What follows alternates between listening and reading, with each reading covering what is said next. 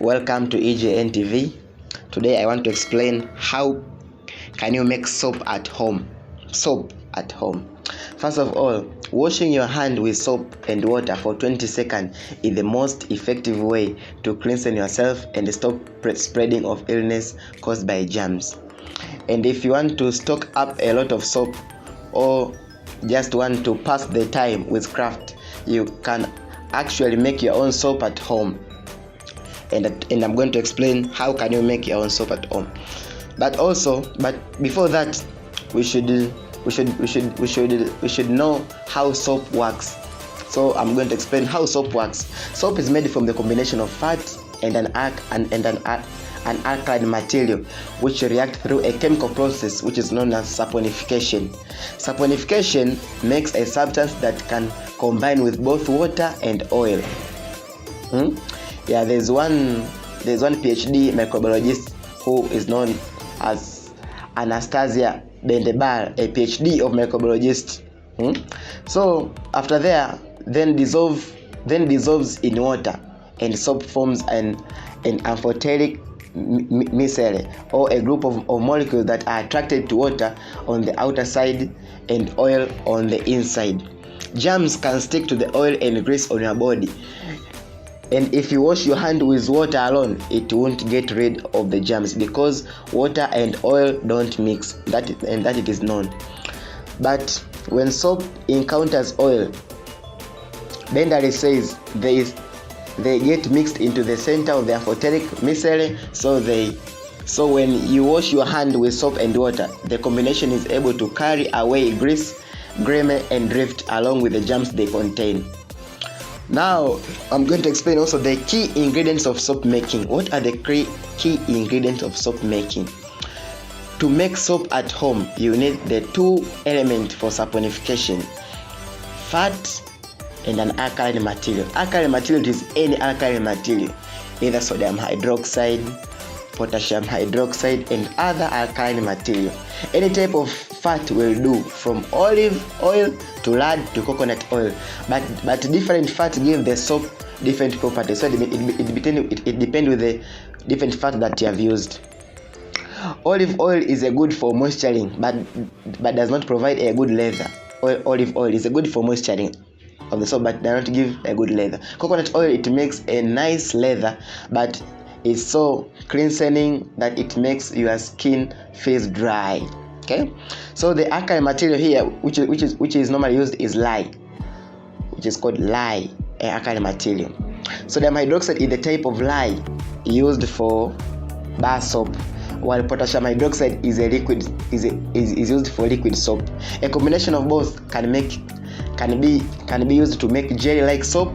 Lye can generally be purchased online or at major retail shop or hardware stores. So lye is found everywhere, at many shops. Or you can also purchase it online, or you can go to the major retailer shop or the hardware stores. So lye is essential for making soap, but it can be dangerous to work with because it's extremely corrosive, and it's known that sodium hydroxide, but it is very corrosive. It can burn your skin if not properly handled. So when you handle lye, you must wear gloves and eye protection.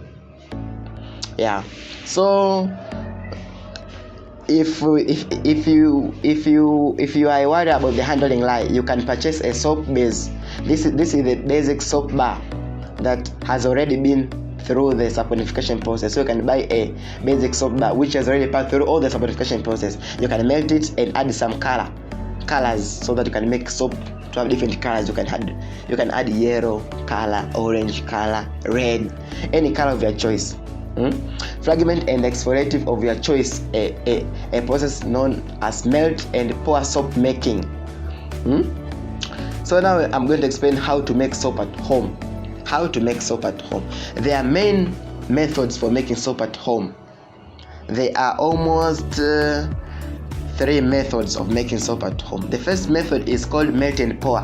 This involves This involves buying a soap base, melting it down, and adding the ingredient you want, from fragrance to essential oil, then pouring the soap into a mold.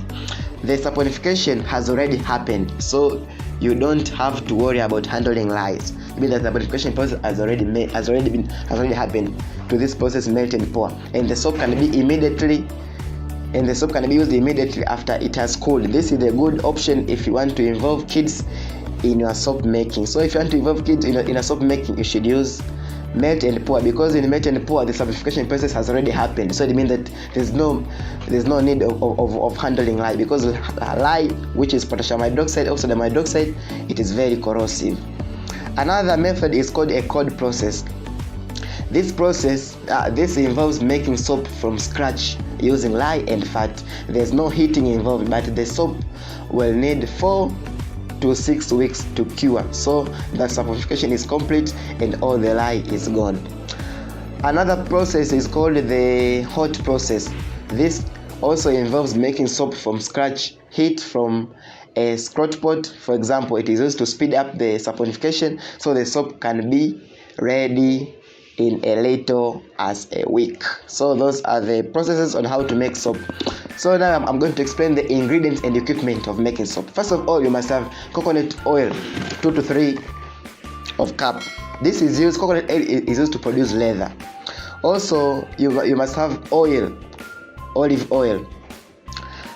Also other liquids like almond oil, grapeseed oil, sunflower and sunflower oil. Also a cap lye. Also, and it should contain about 100% of sodium hydroxide if you want to start from saponification process. Also, we should have a cupful of water. You should use a distilled water or purified water. Another ingredient is a quarter canning jar, a pint canning jar, soap molds, and a glove and protecting goggles if you want to start from saponification process. So now I'm going to explain this instruction and how are you going to do those ingredients which I have explained. Okay, so the instruction, first of all, step one,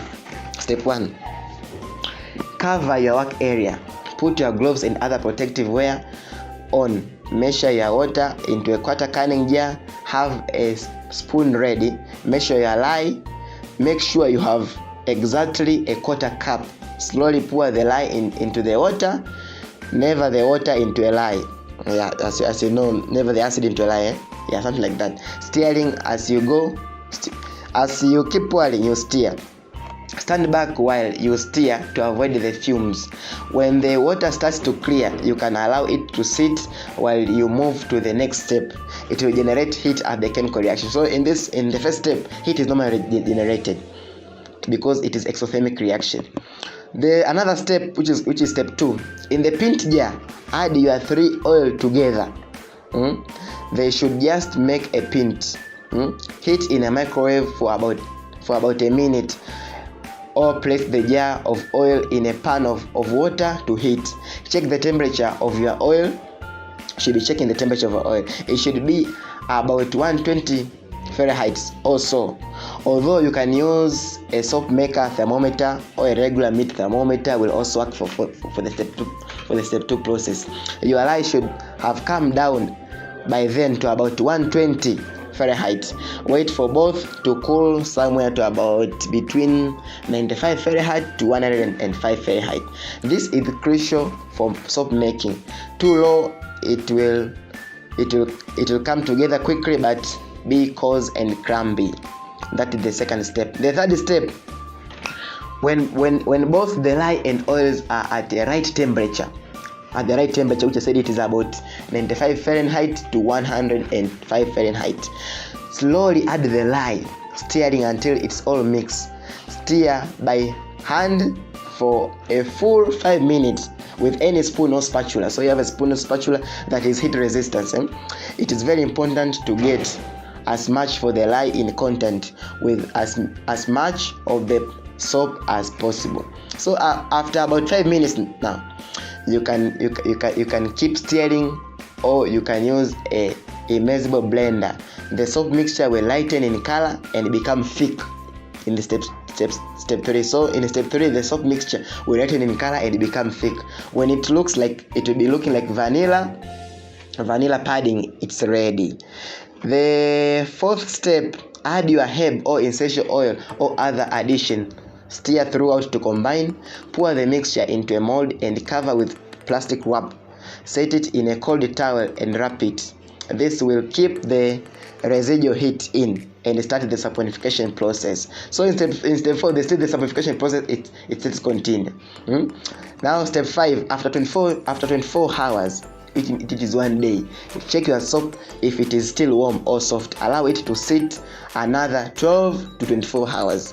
When it cools and films, turn it out onto a piece of parchment paper or a baking rack. If using a loaf pan as your mold cut into a bar at this point, allow soap to cure for 4 weeks or so. Be sure to turn it over once a week to expose all the sides to air, or put it in a baking rack to allow air to circulate. The 6th step, when your soap is fully cured, wrap it into wax paper or keep it in an airtight container. Handmade soap creates its own glycerin, which is humectant, pulling moisture from the air. It should be wrapped to keep it from attracting dust. So we are wrapping it in a wax paper so that we can keep it away from attracting dust and debris with the moisture. Clean your equipment that has been exposed to lye. You can neutralize the lye with white vinegar, then wash the equipment well as you normally do. So this is how we can make soap at home. I hope you have understand and enjoyed my lesson. Don't forget to subscribe my channel. Don't forget to like. Don't forget to comment. Don't forget to share.